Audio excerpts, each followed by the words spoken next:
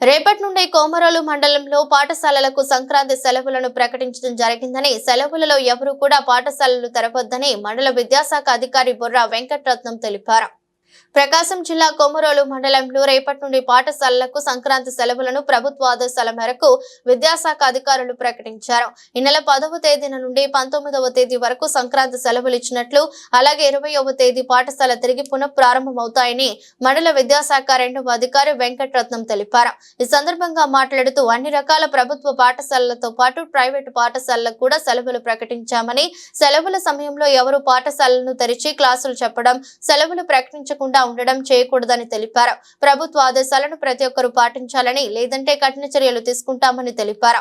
అలాగే 10వ తరగతి విద్యార్థులకు 100 రోజుల ప్రణాళికతో భాగంగా ప్రతి హై స్కూల్లోనూ స్టడీ అవర్స్ నిర్వహించాలని, ఏ రోజుకు ఆ రోజు ఒక ఉపాధ్యాయుడు ఈ బాధ్యతను చేపట్టాలని తెలిపారు. అలాగే పాఠశాల స్థాయిలో విద్యార్థులకు సెలవులలో కూడా పాఠశాల చదువు పరంగా ప్రధానోపాధ్యాయులు అందరూ హోంవర్క్లను, ప్రాజెక్టు వర్క్లను పిల్లలకు ఇవ్వాలని తెలిపారు.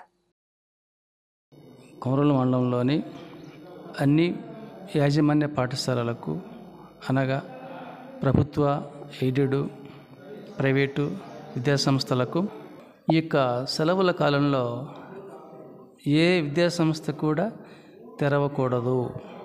ఈ విషయాన్ని ప్రభుత్వ అధికారులు, ఉన్నతాధికారులు గట్టిగా చెప్పినారు. కాబట్టి ప్రభుత్వ, ఎయిడెడ్, ప్రైవేట్ కళాశాలలు కానీ, పాఠశాలలు కానీ ఎవరు కూడా తెరిచి ఉంచకూడదు.